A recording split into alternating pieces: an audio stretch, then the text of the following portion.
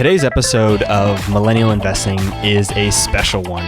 It marks the 100th episode of the show, and today's guest is one of the few people I'd want to share episode 100 with. In this episode, I chat with one of my mentors, Jacques Hopkins.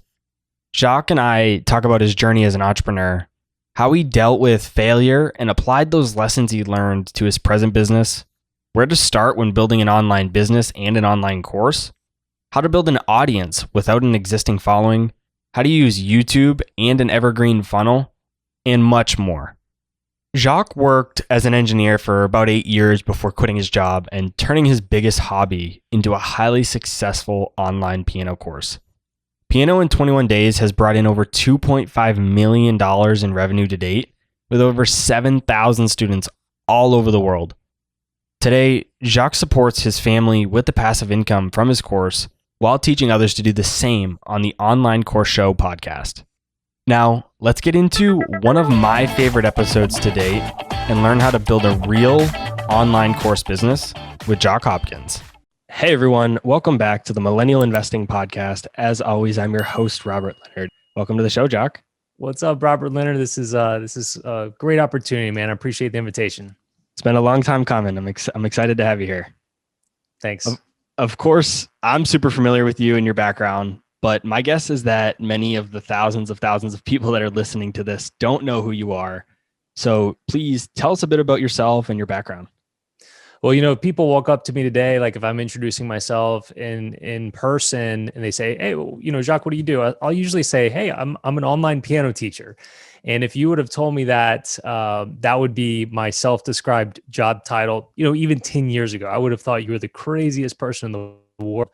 I never thought I'd be teaching piano, much less teaching people through the internet all over the world. My background is in engineering, and that's really what I expected to do my whole life, ever since I was about 5 years old. And my either kindergarten or first grade teacher was like, you're pretty good at math. You should consider being an engineer. And at the time I didn't know what it was, but I always remember that.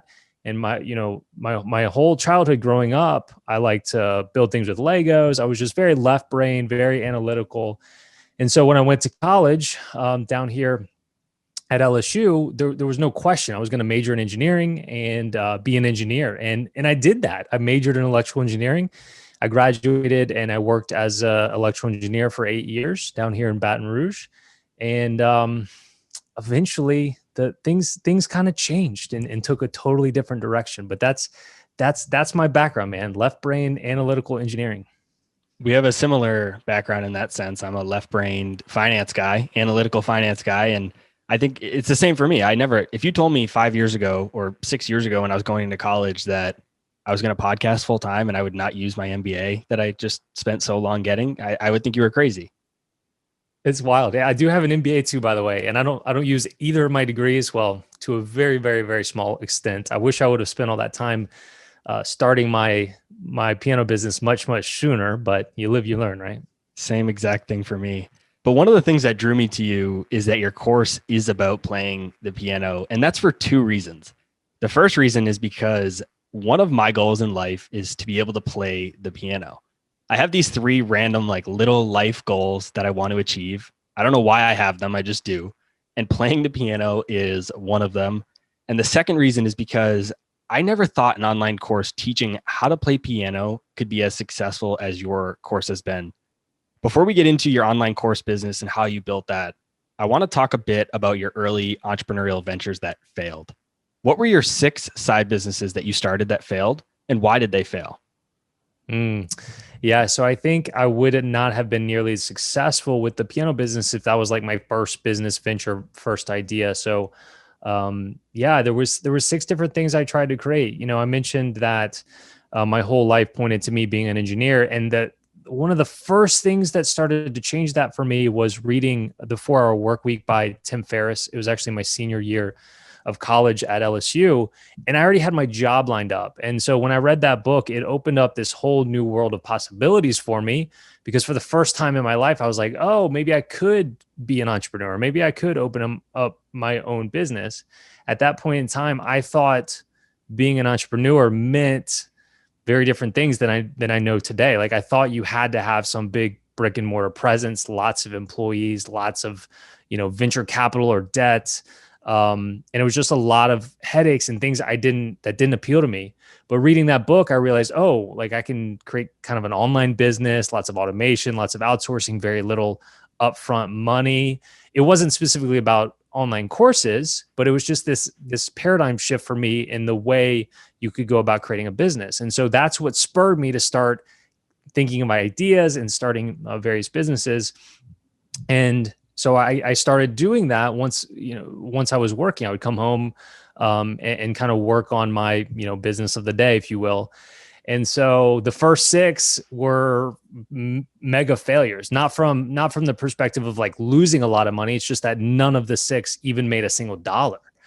And so the 7th one, my piano business, is the one that actually worked. But just to give you some examples, there were a couple of blogs in there. I think that was one of my first ones. This was I graduated from college in 2008. So blogging around then was, pretty popular. As it turns out, I'm a horrible writer and I also hate to write. So that was a big lesson learned from that. I think I maybe made 2 posts on that blog that I created about just kind of, it was a learning new things blog.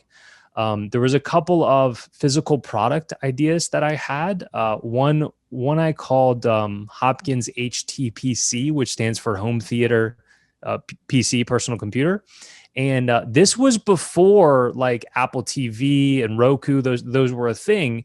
And personally, like I really enjoyed having a kind of a computer hooked up to my TV in my living room because it allowed you to do so many more things. You could stream certain things. You could pull up websites. It was really a great thing. So I was like, I wonder if there's a business here. And so I kind of designed a PC that would look nice, like in like a entertainment cabinet versus an ugly tower you would have in your office. The problem was that to do it right, I had to charge like $1,200 to $1,500 for one of these, and people weren't really willing to spend that for that. And then like literally 2 months later, Apple TV came out doing the same thing but better for about $100. So that just wasn't a great business model. There was another physical product that I came up with. Blogging was really big back then. Also, the standing desk craze was really big back then. And I spent a lot of time trying to kind of convert my desk at work, where I was an engineer, to a standing desk. And I spent a bunch of money at Home Depot trying to rig something up. And so I was like, I wonder if we could invent something that was like, could universally transform a sit-down desk into a stand-up desk. And what I had come up with kind of went on the bottom, like sat between your desk and the floor. As it turns out, not the best design, because there's lots of those solutions exist today that kind of sit on top of your desk. I think it's called like VersaDesk or Veridesk. I'm sure a lot of the listeners have it. It's pretty popular. So that was an idea that the application wasn't the best, but it also taught me that I'm not really into physical products, right? Because I never really got as far as a prototype. I kind of had some initial designs. I had the idea, but just like getting a prototype and having inventory, and there's so many things that just didn't appeal to me with that. So those are some of the examples, and I learned something from each one. And like I said, at the start of this answer, I don't think Piano in 21 Days would be what it is today if it weren't for those 6 failures that never made a dollar. I actually have a Veridesk within arm's reach of me right now. I'm not using it, but I do have one. And you mentioned the 4-Hour Work Week. That's such an interesting book to me because I had heard, it was super popular and I had heard of it, of course, but I didn't read it for a very long time. And the reason for that was because of the title. And I thought the title was super, super gimmicky. And I said, there's no way, like I didn't know who Tim Ferriss was really at the time. This was years ago. And I was like, I'm not going to waste my time with this book. It's just going to be a quick get rich quick book. Like it's not going to provide any value. And then I ended up reading it and I absolutely loved it. And it's been a few years since I read it. I think I need to go back and reread it again. But yeah, I absolutely love that book now. Yeah, it's one of the few books that I've got behind me on this bookshelf. It's the orange one back here, and it's just had such a profound impact on my life and my story. And I've since reread it several times. I think originally, if I'm not mistaken, Tim Ferriss kind of felt the same way. He's like, do I want to call it 4 Hour Work Week? It ended up being a pretty good title. Yeah, I do remember hearing an interview. I think it might have been a podcast he did or something like that, where he talked about he had this, I think it might have been with his publisher even. He went back and forth on what he wanted to do for the title. And there's another book in the personal finance space a lot of people are familiar with from Ramit Sethi, and it's I Will Teach You to Be Rich. And it's the same idea. Like I didn't read that book for a long time because of the title. And then I read it and I was like, it's actually a pretty good book. I actually kind of like this book. Yeah, it sounds like either too good to be true or kind of a scam, right? Hey, can we throw Piano in 21 Days in that category? Yeah, exactly. And I think about like this dynamic that we're talking about with these books. I think about that a lot when I name things. Have you given any thought to that when you were naming your course? Not really, man. When I was naming my course, like I knew that what I had to offer people that was different was that I was going to teach people piano quickly. And so I wanted to have that built into the name some kind of way. And so I could do that with I could call it like rocket piano or like super fast piano, but I just decided to put an exact time frame in it. And originally I was going to do piano in 30 days, but that was already taken. And so I just, I settled on piano in 21 days. That's the extent of what I went through as far as naming it. Knowing what you know today about business, everything you've learned, do you think there's things that you could have done back on those first 6 projects that would have led them to being a success? Knowing what I know now, looking back, that's what you're getting at? Yeah. I mean, the marketing piece was the big thing missing for me, right? I mean, like Field of Dreams, if you build it, they will come. Like that's not true in this world, because like you've got to have the traffic and the marketing, which I had no experience with, right? My undergrad was in engineering. I took no business classes at all. I do have an MBA, but like the market, we took one marketing class, and it was not like online marketing, digital marketing. So that's the piece that was missing for me today. And that's one of the things that I pride myself most on today. And one of the reasons that my piano course has been so successful. So I think that's the piece that I could possibly go back and apply to some of those failed ventures. I think probably the one that maybe would have worked out the best, I don't even think I mentioned this one, but I had an app that I had made. Did I mention the app earlier? No, you didn't. No? Okay. So the app, it was called Driving Thoughts. All right. I'm a big fan of writing things down. I've got a horrible short-term memory. And so I'm always writing things down. I've got a notepad right here. And so the only real place that I struggled to write things down was when I was driving. And so I made this app. It was super simple to where all I had to do was open the app and then hit one more button. And then it would immediately start recording your voice.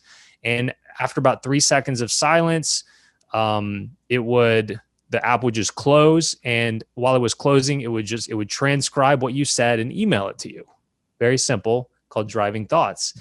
And that one didn't make it ever $1 either. It was in the App Store. It had, 5 or 6 figures worth of downloads. But I didn't know anything about business or marketing. And so I kind of made the thing. I put it on the App Store and then didn't really do anything else. I used it personally. I used it for a while. I doubt it's still in the App Store because I never like updated it. This was, 12, 15 years ago. But knowing what I know now, I would have been able to market it more effectively. I would have been able to keep listening to people and making, improving it. And then even coming up with some sort of revenue model, right? Because it was just free on the App Store, right? So those are some of the things I could have done with that venture, knowing what I know now. Did you code that app yourself, or did you actually hire it out and have somebody else build it for you? Yeah, I did. I coded it myself. It was very basic, right? Don't think that I'm an amazing programmer by any means, but electrical engineering, we did take a lot of programming classes, and I even had to do a little bit at my job. So I had a basic working knowledge of programming, and real programmers would have laughed probably at the code that was in this app. But yes, I did it myself. I think it's important to highlight the failures that we just talked about, because a lot of people hear a story like yours and how much you've sold online of your course, and they'll probably think it's a get rich quick scheme. I know. And I know that because that was me. And it's absolutely not. And you and I have had a lot of conversations about this offline, and I know it's not. You tried a bunch of different things before you found one that really worked, which we just talked about. And it's not like you did millions of sales overnight with this course when you launched it. It took about 3 years of you working really hard to get your online course business to a point where you're willing to quit your day job. And even then, at month 8, I believe it was, you were only doing about $1,000 a month and you were considering going back to an engineering job. So it's not like it was an easy path or, get rich quick overnight. Why do you think there is this misconception that online courses are an easy way to get rich? Well, I think if there is a misconception there, it's because it's so much more sexy to highlight the success stories than the failures in general, right? And that was definitely me when I was getting started. I came up with the idea for Piano in 21 Days in 2013. At the time, I was trying to learn as much as I could about online business and marketing, and all the podcasts and stuff I would listen to back then, you would hear these amazing success stories. And even I would hear lots of stories about like online course success stories, and people would get this idea and they would put it together and they would launch it, and they would go away for an hour or two, go have dinner with their wife or something, and come back and they had like $1 million in their bank account. Like those are the stories I would hear. And so I kind of had that misconception when I was getting started as well, that if I just made it and put it out there, that I would be super successful as well. So I think that's probably the main answer to your question, is because we like to. I mean, I've got a podcast too. Like I highlight big success stories for sure, but I try to get into the real story like you do as well. And it took me a long time to find success. I'm not the type of guy that finds instant success. I have to work at it. I mean, it was months and months and months after meeting my now wife before I even like asked her out. Like I'm just I'm a slow play kind of guy, it seems. So I think that's the key. And for me, when I first launched, I didn't make a single sale that first day. Not only did I not have millions in my bank account, I didn't make a sale. And so I thought, hey, is this my seventh failed venture? Is this going to be my last one? Do I need to forget about this dream? Do I need to just completely focus on my job?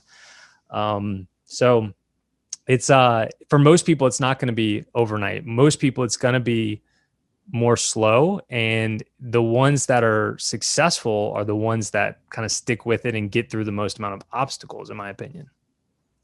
It seems like this is more of a misconception about online businesses in general than it specifically is for online courses, because I see this with people selling on Amazon all the time. And I just had a guest on the show who talked about building a business on Amazon. And what I really liked about that conversation with Steven was that he talked about real like what you're doing is you're talking about how to build a real business with online courses. This isn't a get rich quick scheme. And Steven did the same thing with fulfillment by Amazon or building a business on the back of Amazon. Whereas if you go on YouTube and you just look how to build a business on Amazon, I mean, there's a million different videos about how to get rich quick overnight on Amazon. And so I think it's just this group of like online businesses that have this misconception that you can get rich quick. Yeah, and there's a lot of people teaching this stuff. There's a lot of people teaching Amazon. They're teaching online courses, and they want you to feel like you can do it, which is, I think that's noble, like trying to empower you, but you also shouldn't come across like it's easy and like it's a magic pill or anything either. And so I do agree with you that that's probably leading to some of that. What are the other myths and misconceptions around online courses that you've heard? Like you said, you host a podcast and you have another business about as the online course guy. So you're very involved outside of just piano in 21 days. You're very involved in this space of online courses. So what are those other myths and misconceptions you hear? And what are the actual truths to those? For online courses specifically, there's definitely a few. I would say feeling like you need fancy equipment would be one thing. I mean, at this point, I've been in business with my online course for like 8 years, so I've got a nice 4K camera. I've actually got three of them. I've got good microphones. I've got a good studio set up, but that's certainly not you. Like you don't need all those things in place when you're first getting started. I mean, with how good smartphone cameras are now. Like, I highly encourage people, if they're interested in an online course and they have like a niche where they need to be on camera, like me and my piano. There are some niches where you don't necessarily need to be on camera, but for those that you do, like, film it with your iPhone, your smartphone, because the barrier there is just so low, and the quality is surprisingly really good. There's a very well known, like, online business guru, course creator, named Rachel Peterson, who has done probably tens of millions of dollars in online course sales, and even to this day films her courses on her iPhone just to prove a point, like, hey, you can do this too. So you don't really need the fancy equipment. There's like some minimal things that you could do for not a lot of money. Like, for me, if you're going to make videos, like, yeah, the iPhone's good, but like, let's not use the microphone on the phone. Let's use the video. Let's get a $25 like lapel mic that you can plug into your iPhone that's going to pick up the audio right by you. Okay, that's a good step to take. Maybe some basic lighting, but don't feel like you need to spend thousands and thousands of dollars on equipment. Speaking of like filming and being on camera, that's probably another one. Like, Jacques, I could never be on camera like you are. Like, that scares me. What would people think? That's a big one. And so some people will not even pursue it because of that. Other people will just like put slides in their voice on camera and never show themselves on the screen. And this was me. Like, I'm total like engineer, introvert. My very first videos that I made in 2013, pretty cringe-worthy. Like, they're all unlisted and hidden now at this point because I'm not super proud of them. I still like save them because I plan to break them out one day because I think they could inspire other people, but they're not good. My first piano videos, teaching piano, like, I just had an overhead shot. I didn't want to be on camera. I didn't want people at my job to see it, like, make fun of me or whatever. And so it was just my hands at the keys.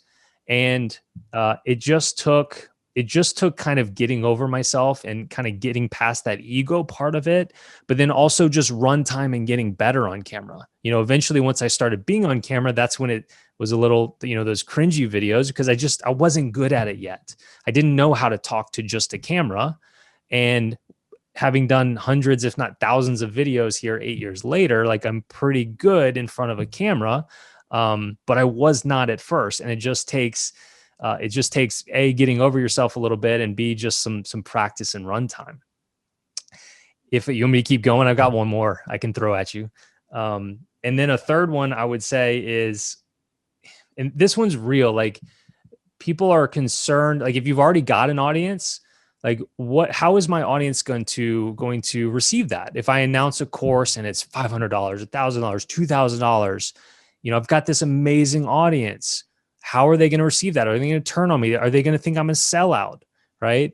I was on Pat Flynn's podcast about a year ago, Smart Passive Income. And one question that I asked him, because I was just curious about it, even though he was interviewing me, was, hey, like, why did you wait so long to release an online course? I mean, Pat Flynn is if anybody's not familiar with him, he's a huge, big time marketer, online business guru.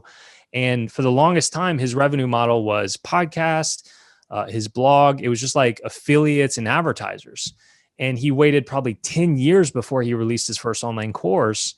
And his answer was, he was nervous about it, but a friend of his came to him and said, "Look, Pat, you're missing an incredible opportunity to serve your audience in a whole new way by not having an online course." And I love that answer and completely believe in that, because it's so true. Like, if you've got a podcast or a YouTube channel, like, that's great. You're giving away value for free, but you just can't go near as deep and serve as much as you can with an online course. I mean, imagine if my piano business was just a YouTube channel, right? There would still be a massive amount of value people could get, but there wouldn't be these like life-changing stories of people going from complete beginner to what they're able to do. Like, I'm really proud of my students. Like, that's what I like to talk about most. Like, there's one guy who 61 years old, like, basically had never touched a piano before. And when he was 62 years old, he had learned so much and was doing so much. He now has a Spotify channel and like makes his own music and music albums, and they're actually really, really good.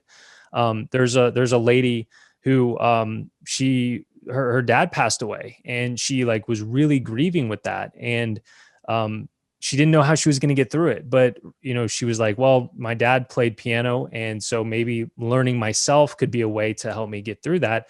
And so in just a couple of months, she was able to do that through piano in 21 days. And I just don't know that she would have been able to do that from a few like YouTube videos. So the amount of like transformation and impact you can have on people is really amazing. And then the last thing about that is typically we charge for online courses, whereas podcasts, YouTube videos, like people consume those for free. And a lot of times people will stick with it better and actually finish things the more they have invested into it. And that's one of the reasons I charge one of the highest prices for an online piano course that I do, around $500, is because I want everybody that signs up to take it seriously and finish it. And if I charge like $20 or even free, the success rate, completion rate wouldn't be near as high. That last piece is exactly what was on the tip of my tongue. And it was exactly what I was going to say, is the commitment when people pay for something. Yeah. I forget exactly where I heard it. It might've been from you, Jacques, on one of the podcasts you've been on, your podcast even. But I remember learning from somebody, and I felt the same way. I'm like, well, why wouldn't I just give all this stuff away for free? Like a Gary Vee type model. And then I remember learning, like, no, you need to charge for some things because that's where you get people to commit. And then I did some self-reflection. I said, okay, what about the resources that you've gotten for free? Do you go through all of them? Absolutely not. How about the ones that you've actually paid a lot for? And I actually use those. And even the ones that are like relatively cheap, I don't necessarily always go through them. So that commitment piece, I think, is so, so important. Robert, how many books have you bought that you've never read? That was exactly what I was thinking of, because I get them all from thrift stores and they're like $2 to $4 a piece. And I think, I know it's kind of nerdy, but I counted my books the other day and I have like 297 or something like that. Like I have a very relatively large personal library. I have not read nearly all of them, partially because I don't have that personal investment in them. Yeah, exactly. And like Udemy is a big course marketplace. Some people might be familiar with, and basically every course on there is $10. And there's some really good courses on there. And I've definitely gone through some courses on Udemy, but I've also purchased way more on Udemy than I have actually gone through. Once again, because the investment is so low. The most I've personally ever spent on an online course is $6,000. Do you think I went through the whole thing? Yeah, I went through it like 4 times. Yeah, I was very invested in it. Yeah, the same thing for me for Udemy, actually. I've purchased, I don't know, between 3 to 5 courses on there. So I spent a total of like $50. And I don't think I've ever completed any of them. I don't think I've ever completed like more than 10% of any of them. And they were topics that I was like actually interested in. So it's not like I didn't want to learn it. I really did. I just didn't have that financial commitment. The other piece that you mentioned that's really interesting is how Pat Flynn, his mindset around creating the course. And that's exactly where I'm at. He almost felt like he was going to be a sellout, and, exactly those feelings that you mentioned. That is exactly where I'm at. I have a relatively large audience here on the show, and I need to get over it like Pat did, essentially, and realize that I'm providing value if I do create a course like Pat. And any tips or tricks you've learned from talking to hundreds of course creators on how to get over that? It's not easy. I get it. I totally get it. And for you, Robert, what you're doing now is working. That's part of the problem. It's like your current business model is working. Like you have a great audience. They really like the podcast. And so you don't really want to mess that up. You don't want to rock the boat. But I'm telling you, an online course does nothing but help serve them better, right? You're not making them spend the money on this. But for those that want to go deeper with you, I'm sure there are people out there that like, they want more of your attention. They want a deeper dive with you. And that's a great way to be able to serve them with an online course. You talked about having the good equipment. And what's interesting for people that don't know is you've re-recorded your piano course. Correct me if I'm wrong, but I think 5 times now. And so you don't have to like have your finished 100% final, never change it product the first time. You can record your first course or whatever it is. It doesn't have to be an online course. It could be a side hustle. It could be a podcast. It could be anything. You don't have to have the best equipment to start. And then if it gains traction, you can reinvest in that and then improve what you've created and re-record it, or, whatever that step looks like for your business. But I think that's an important piece to mention too, is what you create first isn't necessarily final. Yeah. Don't sell me short, man. We've recorded 6 times now, just released the 6th version. I knew it was 5 or 6. Yeah, but I would have the version that we just released about 3 months ago, like I would have never been able to create that had it not been for the first 5 versions. And people are just loving the 6th version. And I've spent more time on this one than the other 5 combined.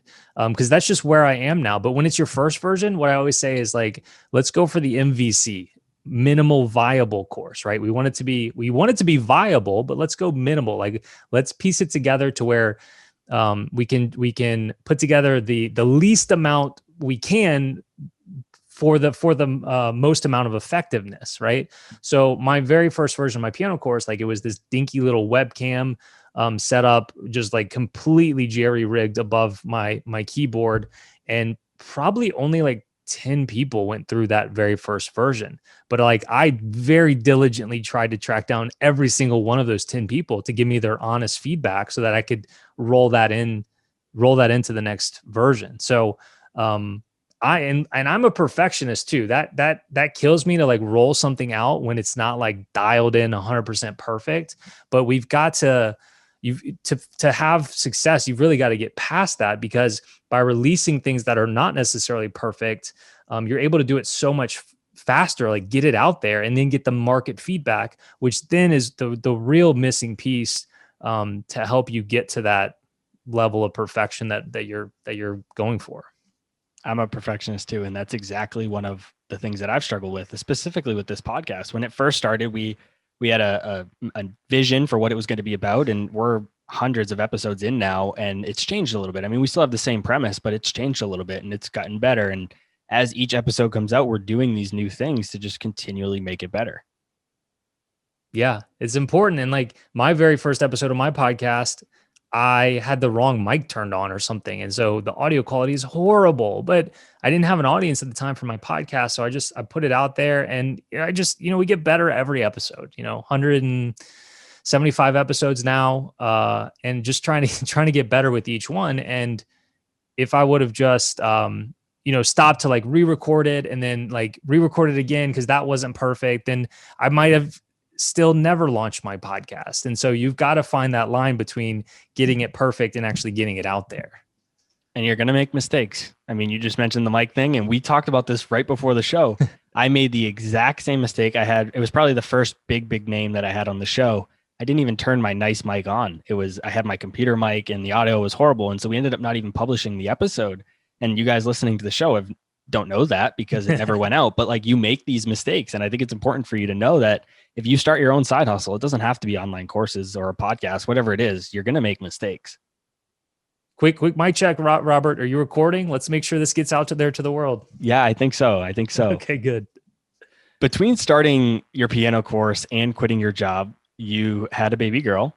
And so that certainly didn't make it any easier to walk away from your career. And having been an engineer for 8 years, I'm assuming you were earning probably a pretty strong salary. So that was just another thing that made it even harder to walk away as well. Take us through your thought process as you were considering quitting your job. Oof. I'm also not a big risk taker either. And so that was a huge decision. My wife and I were both very blessed in the fact that we got through our college undergrad degrees with no debt at the end. And we both had an engineering degree. So, and engineering's great from the perspective of you can typically, depending on the market at the time, typically get a pretty well-paid job without having to have some sort of advanced degree. You can go right into the workforce making a pretty good living. So we both did that. But we knew pretty early on, like our plan was for her to eventually not work. Like once we started having kids, to not go back to work. And she knew that the goal on my side was to eventually quit and just like run my own online business of some sort. We didn't know about the piano thing at the time, but that was always the goal. So we were putting things in place. the whole time we could. So that meant saving as much money as we could. And one huge thing that we did that this, I probably wouldn't be in this position today, or I know I wouldn't, is we paid off our mortgage. That was really important to us to be completely debt free, including our house. And so we were able to do that shortly before having our first kid in 2015. And so mid 2015, we had our first daughter, and my wife didn't go back to work. And so I was still working for a little bit, and decided to quit toward the end of that year of 2015. My last day of full-time work was December 31st of 2015. And what went into that decision was basically, I had this thing like Piano in 21 Days. I had created it 2 years earlier, and I just felt like I needed to spend more time on it to make it work. Like, I was making some sales. I was making about $1,000 a month, but I needed to put a lot more time into it to really scale it. But the problem is I didn't have time. And the thing that was taking up my time was the thing that was bringing in the money for our family. And my wife wasn't working anymore either. And so it was kind of a catch-22 thing. But fortunately, we had our mortgage paid off. We had some savings. So we decided we could live very, very frugally, and take that $1,000 a month we were making plus a little bit from savings each month. And it allowed, we had up to a year to try to make it work. If that didn't increase at all, we had up to a year. So because I'm not a huge risk taker, and neither is my wife, we needed those things in place. And because we had those things in place, it wasn't as big of a risk. Speaking of the 4-hour work week, one thing that really jumped out at me, and this was a big part of making this decision, is one thing you mentioned in that book was, he likes to look at things in terms of best case and worst case scenario, and like kind of assigning those a number on a 0 to 10 scale. And so I looked at it. It's like, okay, if I quit my job, and what's the best case scenario? Well, the best case scenario is I make a business that's exactly what I wanted. I'm not trading dollars for hours. We're able to have complete freedom, do what we want, live anywhere we want, travel whenever we want. It's a 10 out of 10, right? Best case scenario is a 10 out of 10. Worst case scenario, okay, it doesn't really work out. Not only does that $1,000 a month not grow, it goes down. And what I thought, I had a year, I really only have 9 months. And after 9 months, I've got to go back to work. Okay. So worst case scenario is like a 6 out of 10. Not that bad. It's kind of back to where I was before. So was it worth risking a possible 6 out of 10, which is basically where I was, for a possible 10 out of 10? Heck yeah. So once I kind of put it in those terms, it was a no-brainer to go ahead and try to make it work. I went through the exact same thought process. And we actually learned that in real estate, or that's where I learned it, at least, was the real estate industry. But it was the same for me. When I quit my job, was like, all right, well, worst case scenario, what am I going to do? I'm going to go back to my full-time job. I'm 26 years old. I have a good degree. I have good experience. I'm a hireable employee if I go back. So my worst case scenario was everybody else's daily life. So I figured, why not take a chance? So it's funny. I went through the exact same thought process. And you mentioned that you paid off your house and were completely debt free. So I have to ask, are you a Dave Ramsey follower? Yeah.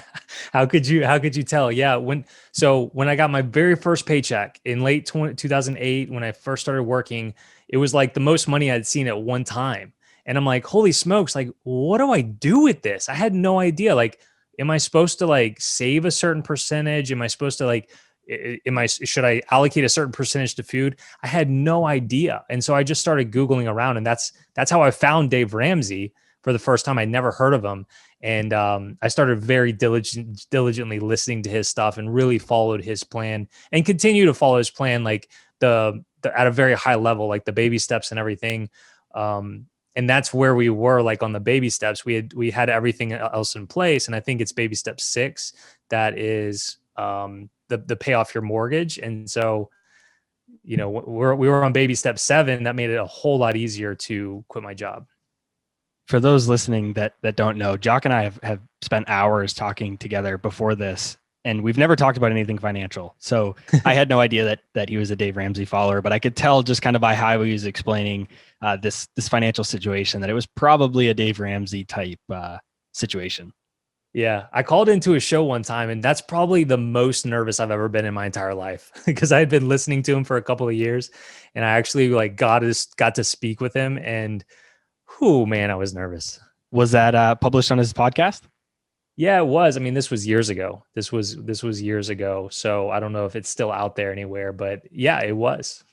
I'll have to see if I can try and find that. I'd love to hear it. Here's Jacques from Louisiana with a question. Yeah, I can imagine.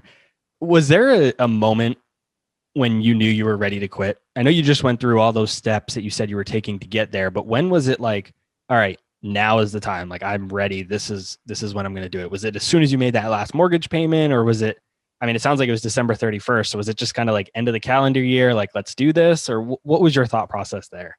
Mm. There's really two layers there.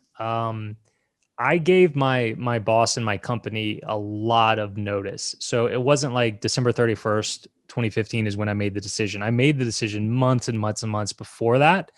I worked for the same company for 8 years. I had the same boss for 8 years. Great company, great boss, great people. And as far as like a job goes, it was good. I just didn't feel like that was my calling long term, was to work for a company. I felt like I wanted to run my own thing using this model. And so I just once we had those things in place and I put it in that perspective of the risk, that's when I knew, okay, I need to give this a shot. And so I, had a casual conversation with my boss, just telling him, hey, look, I think my days here are numbered, but I'm going to stick around and make sure that like my replacement is here and well trained and so on. Because I had, I had been there 7 or 8 years at that point, and I had worked my way up to like engineering manager, and I had a lot of people under me and a lot of projects under me, and so I didn't feel comfortable just like leaving in 2 weeks, especially the relationships I had built. So I stuck around for several more months to get all those things in place. But I mentioned I'm not a risk taker, so kind of the plan all along was for me to actually go part time, because I knew I needed the extra time, but I wasn't super comfortable just like completely eliminating the paycheck.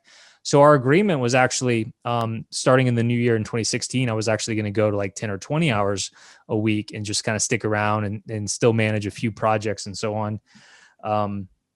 So there was a big moment when I quit permanently. So I go to work for that first week or two in January 2016, part time, just like a couple days a week, and it's going okay. It's interesting because for the first time I'm not working like 40, 50, 60 hours. Like there's a lot of freedom there. But I still felt some layer of security. And then I got my first paycheck as a part-time employee.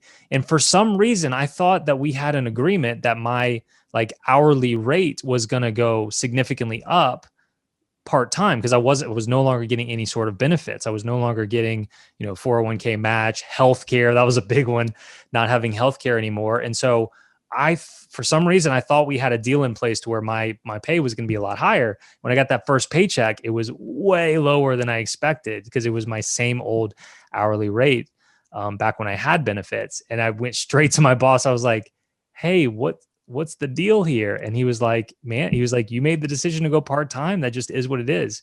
And I was like, this is not going to cut it. And I left. And that was the day that I left for good. It was really scary. I called my wife immediately, like crying, freaking out, because it was so scary. But that was the moment where I never went back.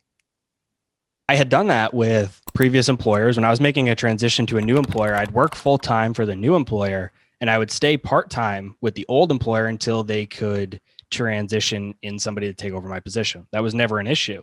So I kind of thought that was going to be an option with this company when I made the transition to be a podcaster full time and invest in real estate. And so that was my expectation. I went to my boss, asked if we could do part time. I just kind of expected her to say yes. And she said no. And I was like, well, I've already made this decision that I'm going to do this full time. So, I mean, I guess I don't have a choice. I guess like if we can't do part time, then here's my 2 or 3 weeks. And I mean, that was pretty much it. Nice. When you first had the idea for the online piano course, where did you start? And how did you even know where to start? That's what I think is probably the most interesting piece is how did you even know where to begin? How did I know where to begin? Well, first of all, I didn't really, right? Because it was not an immediate success. The little that I did know about this type of stuff, most of it I learned from Pat Flynn's podcast, Smart Passive Income. It's been around for quite a while now. I'm curious to know when he started. I would guess probably like 2010, 2011. So the little I knew came from that podcast. So here's what I knew. I knew that I needed like a lead magnet, right? I knew I needed an email list. So what a lead magnet is, it's something of value I can give for free in exchange for an email address. And I knew a little bit about email marketing. So I knew that it was important to kind of collect a list of emails and kind of market via email. So I knew that. So I set up a very, very basic like website, one landing page, like a single page website. And by the way, that's another thing that I learned from all these failed ventures was like how to make a basic website, right? That part came pretty quickly because I had made pretty much a website for all these other failed ventures. Otherwise, I probably would have spent weeks researching like how to make a website, which was a lot harder in 2013 than it is today. So I knew to do that. And then I also knew to make a YouTube channel and make some videos there. And then at the end of the video, have a call to action to my free resource on my website that people could get in exchange for an email address. And so what I did was I started kind of designing out the course. And once I felt like it was a good like break off point for some free content, at first that was actually 8 days. It's since morphed to 5 days, but I put like, hey, if you want the first 8 days of the course in a free workbook, head over to pianoin21days.com and grab it for free. And so those are the steps I took, and those are the steps that led to building up an email list all the while I was developing the course. It took me about 8 months to go from idea to actually releasing the full course. And when you release a course, like you want to release it to somebody. And for me, I probably had 100 email addresses. Like that's what my first launch looked like, which is not near enough. But those are the steps that I did know to take just from listening to Pat's podcast. If you were getting started today, would you still start on YouTube as one of your first ways to build an audience? Yes, 100%. 100%. And look, for people that want to get into online courses, and that's what I know most about. I mean, there's a broader category of just online business, but for online courses, building an audience is incredibly important. And I think most people should start either with YouTube or a podcast. And you probably know significantly more about podcasting than me. But how do you decide which one? I think it's based on what your niche is and if it's better consumed on video or audio. Could you imagine like teaching piano through a podcast, like through an audio podcast? You know, you kind of need to see me interacting with my keyboard, right? My podcast is about online courses. It's not about piano. And most of the time I'm just interviewing other course creators because I like to get those like real stories about courses. And a lot of times I have people on that aren't like teaching other people how to make money, like my piano course, like kind of hobby courses, like bird watching and playing the ukulele and solving a Rubik's Cube. And a lot of those, like you need to be on camera. And so a YouTube channel is a really great place to start for that and start building your audience there. The type of person that's going to be intrigued by free videos on YouTube about your niche in a lot of ways is going to be also intrigued by an online video course around that topic as well, because they're looking for answers to problems in video form. And, I've seen online courses that are like text-based, but I don't really even consider those online courses. When I say online course, it's video-based. But with a podcast, like if it's right for your niche, like a podcast, you're obviously a big time podcaster, Robert. Like I think starting talking about like millennial investing on a podcast was a great place to start versus YouTube. I know you've sent like now you have both, but it's primarily the audio of the podcast. And so when I went to start a second business about talking about online courses, I was like, okay, podcast makes a lot more sense than YouTube because I can just talk about it. I can just interview other people. So it depends. A YouTube channel is not necessarily the right fit for everybody, but if you need to be interacting with something on camera, then yes. And to summarize that and the specific answer to your question, for me and piano, yes, that'd be the very first thing I do is start a YouTube channel. Since you have a few videos that have quite a lot of views, you have one with over 2 million, one with over a million, one with close to a million, and then so on. Do you think of YouTube as an additional revenue stream, or is it purely just top of the funnel type strategy? No. So revenue wise, Piano in 21 Days brings in um, on average 50 or $60,000 a month. Um, do you want to guess how much of that is from YouTube ads? $750. Yeah, that's pretty close. Somewhere between there and $1,000, right? It's a very small percentage of that. Um, so no, it's far more, from my experience, it's far more profitable to use YouTube as just an audience builder to get like you said, top of funnel, like get people into your funnel versus the end game, which a lot of YouTubers use it as the end game. Now right now I've got about 85,000 subscribers, so not a huge channel, not super small either. I'm sure if I had like 1 million subscribers or 2 million subscribers, it would be more of something you could consider an income and pretty good money from YouTube. But I also wonder about if that takes away from my product and my funnel. Meaning, if I have a video on YouTube and somebody clicks on it, they're intrigued. The one that's over 2 million views is called "Learn Piano in 4 Minutes," and then an ad for one of my competitors shows up first in front of the video, and then they click that and go to their site and never end up watching my video. Was it really worth that like 10 cents that I got? You know what I mean? So I wonder if it would be better to just turn off ads altogether. But at the end of the day, it's not a big part of my revenue model. Yeah, it's interesting to think about that strategy piece. And for some people though, maybe $750 to $1,000, that might be enough to kind of like get them going. And of course, that's going to take a while to build a YouTube channel that can actually do that. But yeah, it's interesting. And we've actually been making a huge push into YouTube, not just with my podcast, but as TIP, as the Investors Podcast, we've been making a big push into YouTube. And just a fun fact for you, Jacques, and really anybody listening, but the number of subscribers actually doesn't correlate to how much you make and or your views, because we've done a lot of research into this, but the number of subscribers you have is more vanity than anything on YouTube, because people don't go through lists of videos and watch them for their subscription like they do on podcasts.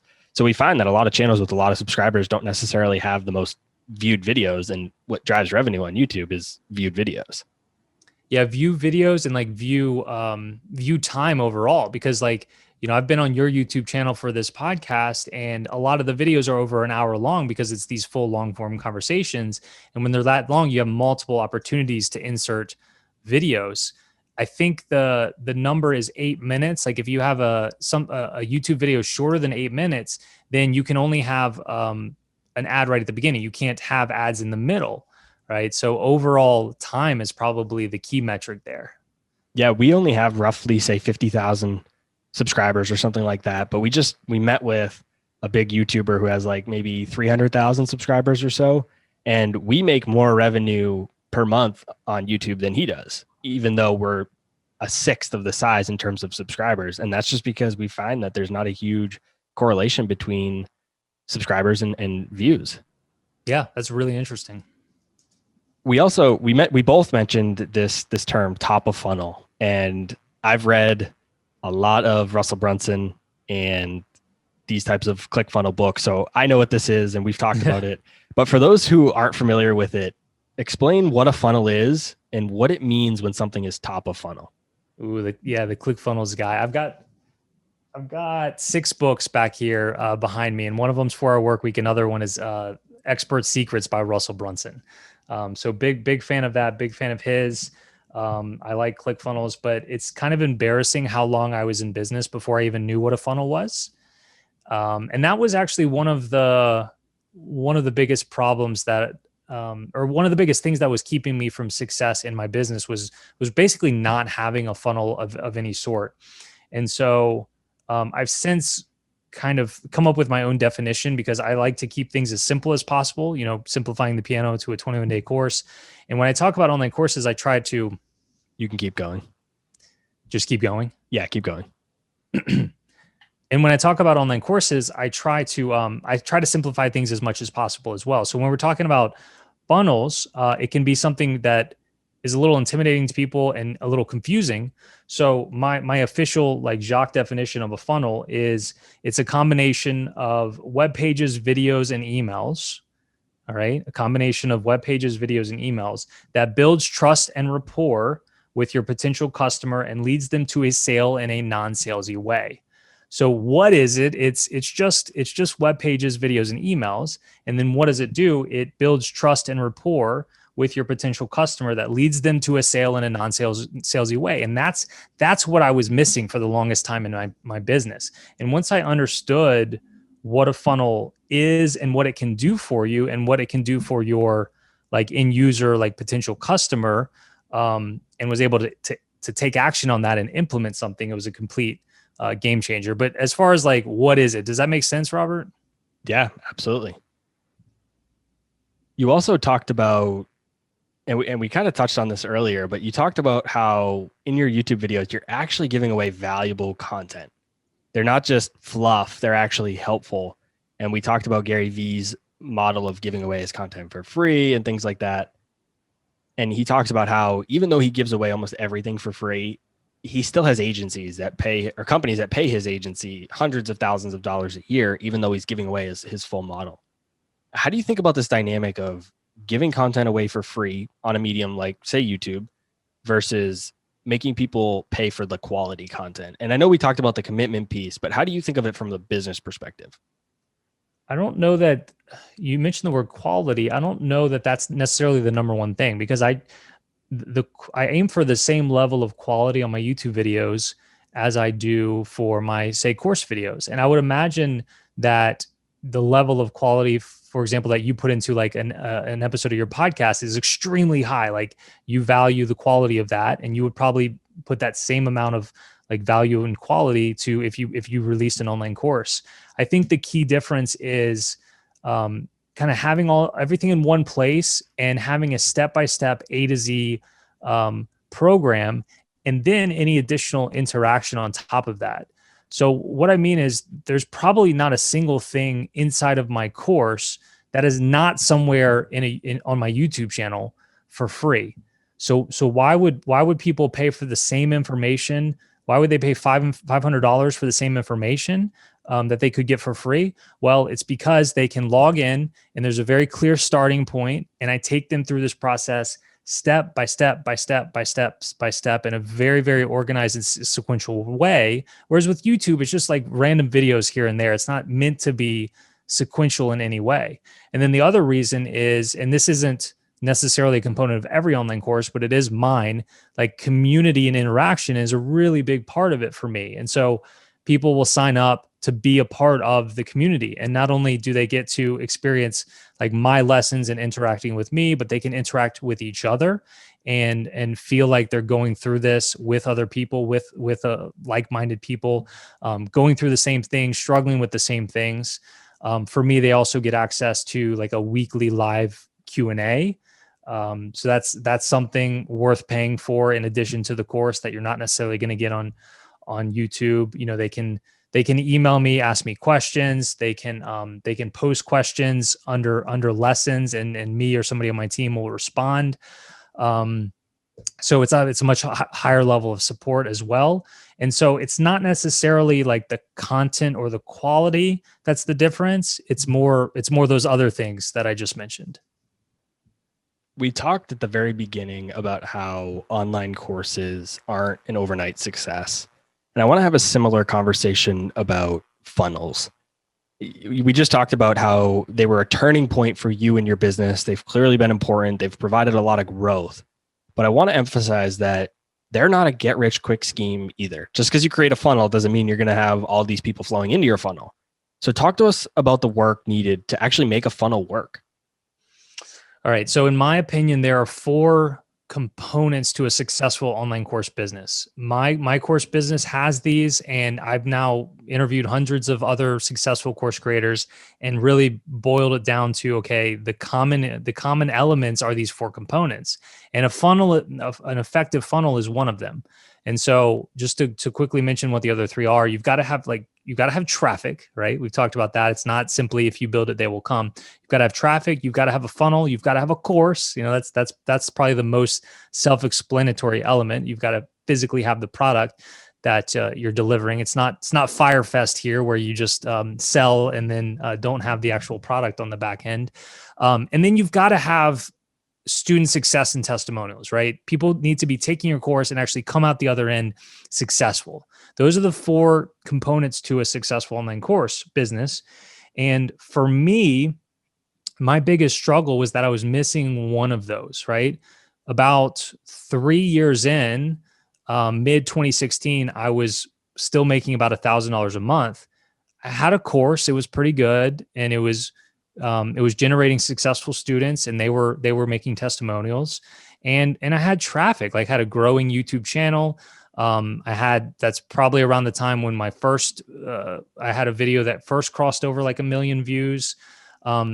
I just couldn't figure out why with these components, I was still only making about $1,000 a month, only selling 2 or 3 copies of my course per month. But that's because I didn't have a funnel. People would go to my website and it would just be like, okay, buy now, like take it or leave it. There was nothing much more to that. Like, I was collecting a few emails, but I wasn't really doing anything with those emails. I wasn't strategically like sending out certain emails.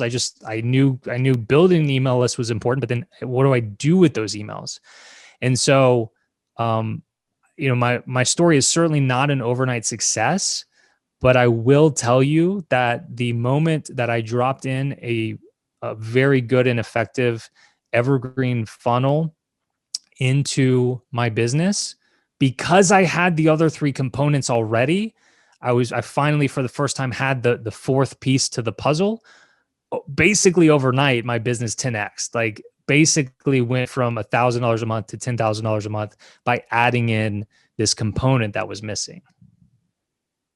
You and I got connected because I was, well, and still am, a big fan of your podcast. I've listened to nearly every single episode, and nearly every episode I listened to, I have been amazed at how much you knew about online courses, and specifically how little I knew.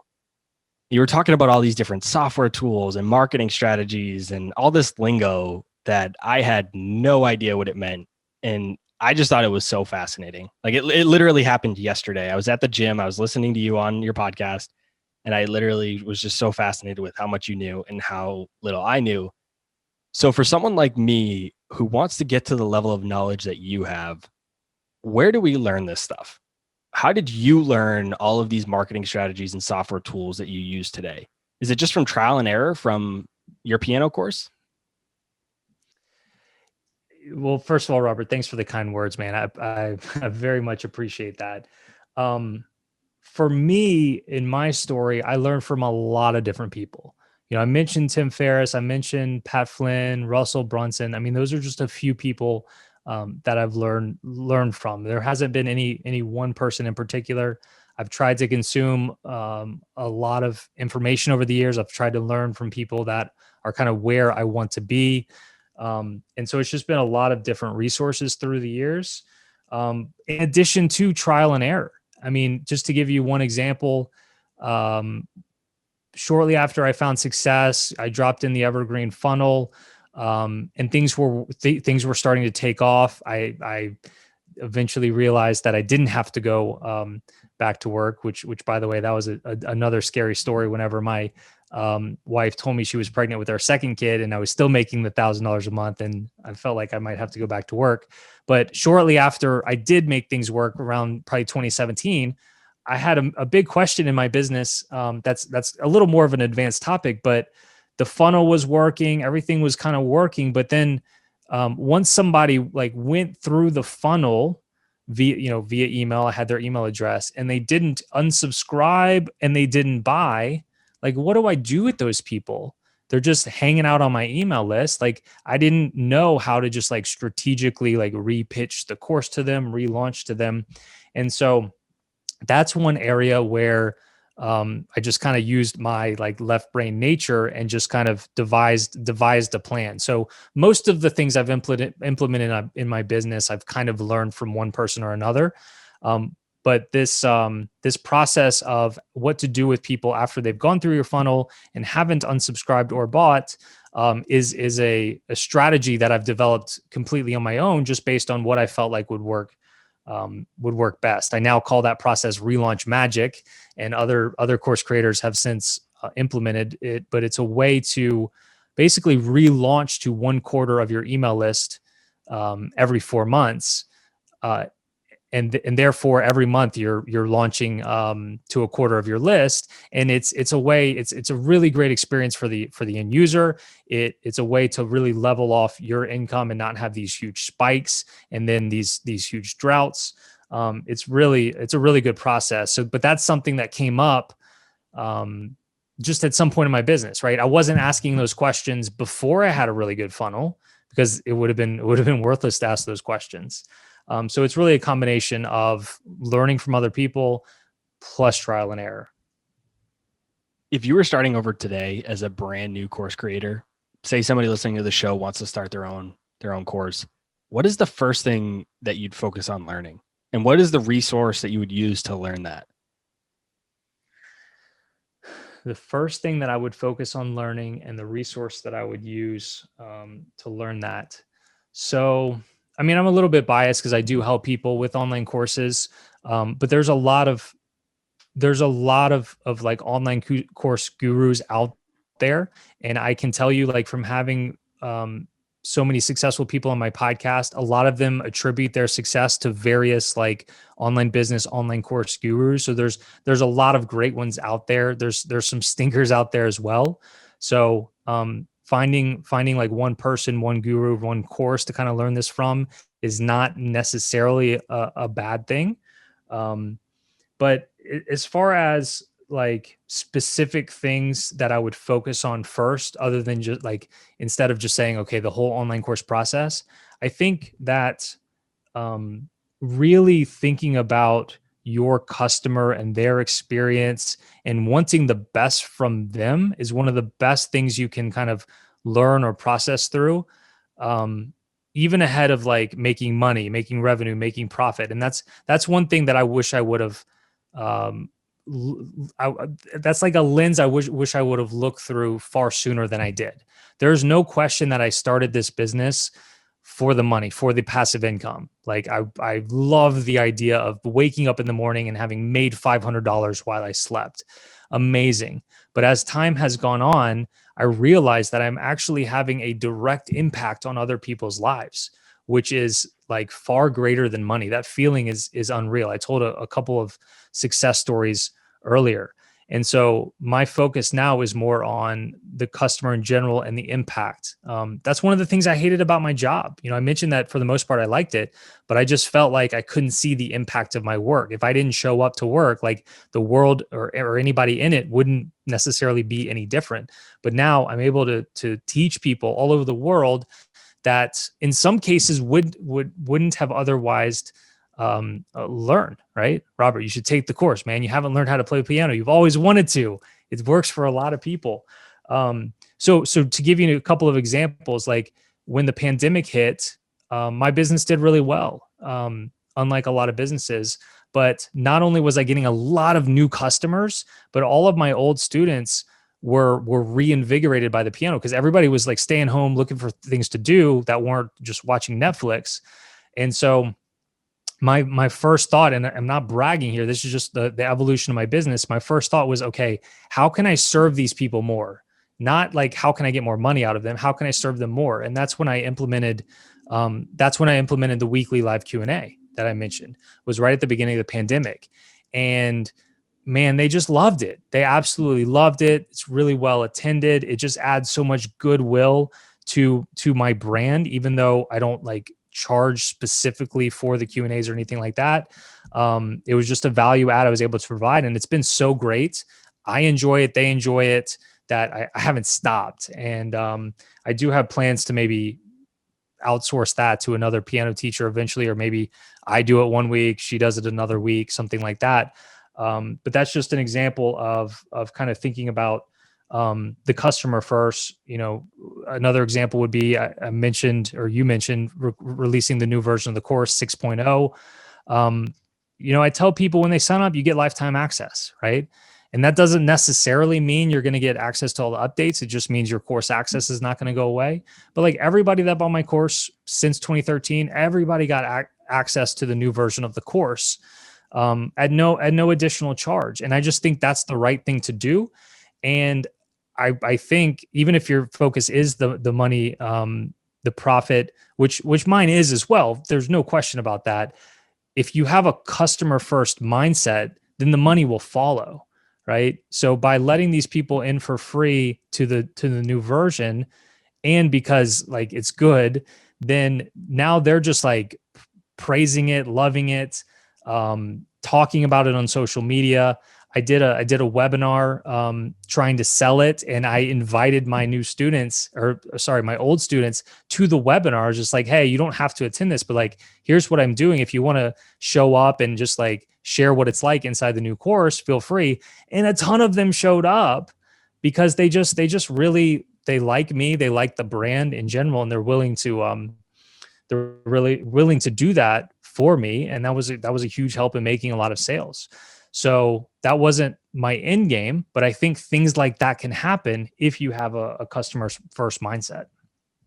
I've had the same experience with the podcast, and I've talked about it a bit here on the show. Is I didn't create the podcast necessarily to make money, but just all business ventures, my focus had always just been money. And then I started the podcast, and maybe a year in, people started to say, hey, I'm buying rental properties because of what you're teaching me, or I got my personal finances in order, or, whatever the situation is. People are making these comments about how we're changing their lives with this podcast. And I didn't really realize the value that was going to provide to me personally, selfishly. I always only cared about the dollars. I didn't realize how great that other piece of it was.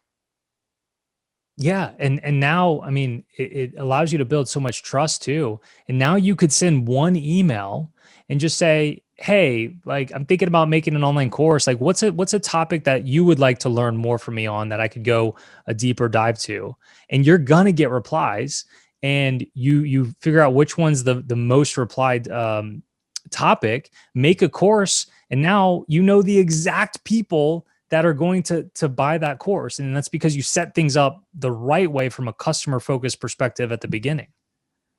Jack just unintentionally set me up perfectly for what I wanted to talk about next. And this is actually for everybody listening, not for Jacques. This is for everybody in the audience. And I have you guys a question. Jacques mentioned you could send an email, and I probably will do that at some point, but I want to ask you guys while you're listening to the show. It's pretty much guaranteed that I am going to create a course, but I'm stuck on what the topic should be. So there's going to be about 250,000 people that hear this. So I'd love to hear from all of you who listen to this podcast each month to let me know which one you'd like me to create. And the courses I'm considering are one on Bitcoin. And it's funny, Jacques, you actually inspired this Bitcoin course. And you're probably wondering, how the heck did you inspire a Bitcoin course? But the reason for it is because I know when you started piano, you weren't like an expert on piano by any means. You were still kind of learning yourself. Yeah. So that's where my twist on this Bitcoin potential course came from, is that I'm not an expert on Bitcoin, and I can kind of teach the course as I'm learning as well, similar to what you did with the piano. So that's what inspired me for that one. I recently helped a friend who's a police officer. He has no idea about money, and he's trying to get an understanding of his money. And just, I'm realizing how many people really need the help with the basics of personal finance and investing in the stock market. So that's another one. House hacking, long distance real estate investing, and how to analyze real estate deals.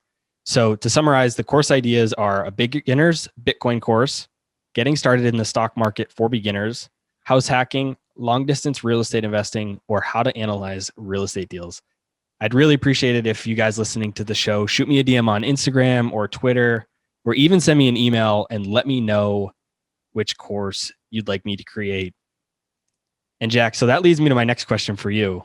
Robert, I would love to stop for 1 second, man, and just add to that. I love that call to action. Obviously asking your audience is a really good thing, but I would love to challenge both you and the audience a little bit further than what you just did. And I would suggest not limiting to just those categories, because those are the ones that you're seeing that you could do. And at the end of the day, it's probably going to be one of those, but it's easy to have blinders on in terms of what you're good at or what you're offering value around. So, if people really want to learn like how to podcast from you, or they want a health course from you, like, let them tell you that.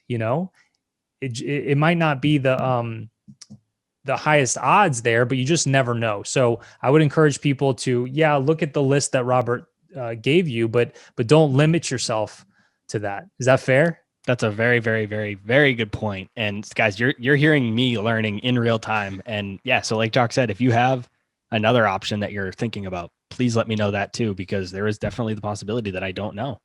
And an extension of that, I would also suggest people let you know if they would look at you or look at the brand in a more negative light if you were to make a course, right? I think you should ask for that feedback just in general. Hey, what would you think about me releasing a course? Would it make you look at this in any negative light? Because we talked about that much earlier on in this conversation, that is something that people go through. They don't, you don't want to mess up a good thing. You've got this business model, you've got this rapport with your listeners. You don't want to mess that up. And in my opinion, just releasing a course can only add positivity. But if you're worried, if that is something that you are worried about, then let them tell you that. And if you get an overwhelming response, be like, yeah, Robert, like, look, you're the podcaster. I don't, if you released a course, then I'm not only am I not going to buy the course, I'm going to stop listening to your podcast. Right. If that's true, like, let them tell you that. I don't think that's going to be true, but let's see. Yeah. I mean, I'm in the same situation that Pat Flynn was years ago. So I think that's another great piece of feedback that everybody listening, let me know which course it is you want me to create, if you want me to create one. And if not, tell me, like Jacques just said, is that going to change how you feel about this podcast or me or the Investors Podcast at all? I'd be curious to hear that feedback from all you guys. And we have a big sample size here, so I could get a lot of good responses. So I'd love to hear it. Yeah. Now, this leads to one of my other questions for you. And it's one of the things I struggle with most as an entrepreneur. And I know a lot of other side hustlers and entrepreneurs struggle with this too. And that is focus. I fall victim to the shiny object syndrome, where there is always, always, always something new that I want to work on. For me, I've been wanting to create an online course for a while, and I can't help but want to create multiple courses at once. And I want to create a few different real estate courses, like I just mentioned. I want to create the other ones that I talked about. To put it simply, how do we focus? It's not easy, man. You know this. It's not easy. I'm a big fan of trying to focus on one thing. It's so difficult. I mean, that is one question I get from beginners. It's like, Jacques, I've actually got like 5 ideas for an online course. Should I pick one, or should I try to pursue all 5? And the answer is 100% pick one. But it's just our nature to want to pursue everything we think is a good idea at the same time. And I've learned this the hard way so many times. Back when I was trying to make Piano in 21 Days work, I learned a lot of new skills. I learned how to make websites, starting to learn a little bit about marketing. So when people would come to me, even though I'm trying to grow my piano lesson business, people would say, hey, I'll give you X amount of dollars to make this website for me, or X amount of dollars to do this marketing for me. I would say yes, because I like the price tag, the dollars I would get, but it took away from Piano in 21 Days. And I didn't really realize that at the time. And then in 2017, I decided to start this other brand, the online course show, start a podcast. Well, that took away from Piano in 21 Days. And I wasn't completely focused on either one. And so I realized a few months ago that I got this idea for the 6.0 version of my piano course. Not only that, but it was like this whole brand new platform with all kinds of cool features in it. I got the idea for it back in October, and I looked up, it was like March or April, and I still hadn't even launched it yet. And that's because I was, spending half of my time on my other brand, the online course show. So I think focusing on one thing is extremely important, even if that means seasonality. And that's something that I'm a big believer in. And so I just really took a back seat. That brand really took a back seat. We switched to going to every 2 weeks on the podcast. Any additional coaching consulting programs I had over there completely stopped, and put all of my focus, like 99% of my focus, on piano and this new launch. And it's still there. Like we've since launched it. It's going really well, but there's still new features I'm trying to roll out. There's still things I'm trying to do. And being completely focused on piano it's done really well for it. So there's no one trick or piece of advice there. It's just being aware that it is a major problem, and the more focus you can have on one thing, the better. I'm sure you and many people are listening are familiar with The One Thing by Gary Keller. I mean, I'm a huge believer in that philosophy. But going back to the seasonality, like I plan to get over the next few months, get Piano in 21 Days back into a really good steady state, start outsourcing those Q&As, finish all these features I want to have in the new platform, and get it to a really good point. And then I can spend 99% of my time on something else. And then maybe in a year or two, I'll have to switch back to piano, or there's going to be some other thing. So that's what I mean by seasonality. Other than focus, which habits or principles have you incorporated into your life that you think have helped lead to your success? It could be in business, could be just in life in general, that not enough people do, but they should. One would be not letting haters get to you. When you get to a certain point, no matter what you're doing, I'm sure like Mother Teresa, one of the kindest people on earth, had her fair share of haters. Like if you're doing anything meaningful, you're going to get trolls and haters. And at first, I really let them get me down, let me question what I was even doing. But that just comes with the territory if you're doing things right to any significant level. And you've got to find a way to either ignore them or just not let them get to you. It's incredibly important.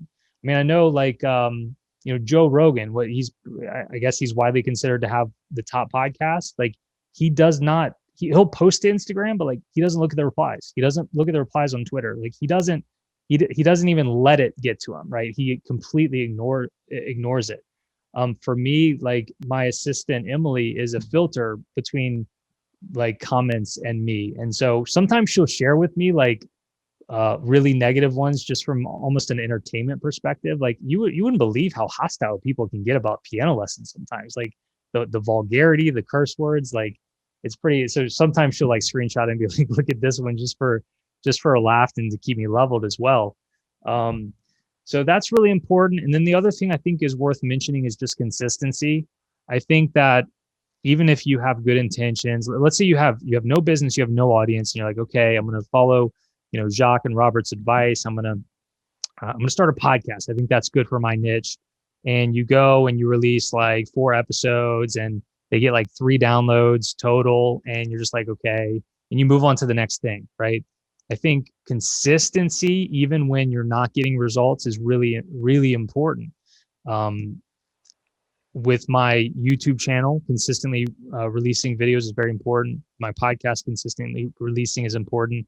I had one guy on my podcast, David Walleman, who has a guitar course, who he made a decision like 12 years ago that he was going to release 3 guitar videos on YouTube every week.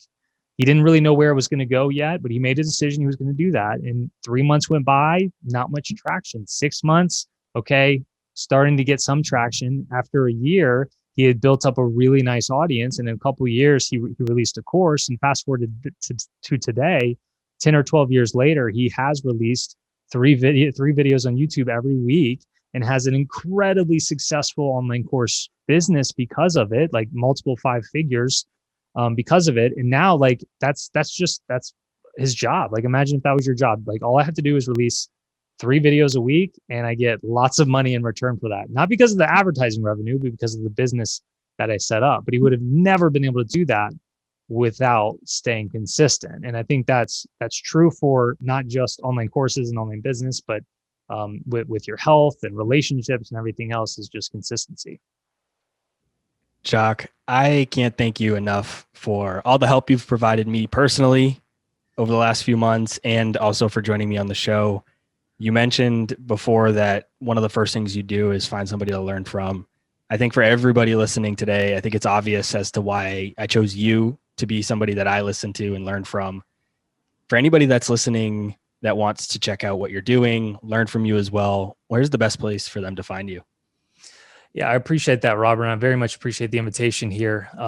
Obviously, pianoin21days.com. There's a lot of like business people that also want to learn piano, and I find a lot of times when I go on business related podcasts, I end up getting a lot of traffic to the piano side, because it's the type of person that's like, they're busy, they don't have a ton of time, but they have goals too, and so that it appeals to that type of person. So I still have a free workbook there that you can download just in exchange for an email address. I'll be honest with you, you're probably going to enter some sort of funnel when you do that, but you can try that out for free for sure. And then my other business, like I said, I really have like shut down all of my programs and coaching and everything for right now. It'll probably come back in the future, but there is still the podcast. So I would, for the business side, I would just point people to look up the online course show wherever, you're listening to this podcast.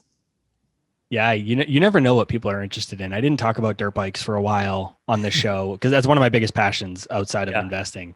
And then I started to talk about it, and so many people from the audience came out and they're like, "Oh my God, I ride dirt bikes too," or "I did when I was a kid." You never know what people are interested in. And I mean, you probably wouldn't have guessed that I want to learn to play the piano someday. So if anybody is interested in the piano, check out Jacques' course. If you're interested in online courses, check out everything that Jacques has going on there. I really highly recommend his podcast. I listen to it. I'm not kidding. I've listened to every single episode. I listen to every new one that comes out.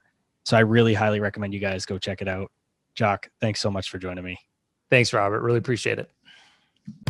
Thanks for watching. Make sure to subscribe and hit that notification bell so you don't miss out on our next podcast episode and new investing resources. What are your takeaways and thoughts about this discussion? Let us know in the comments section below.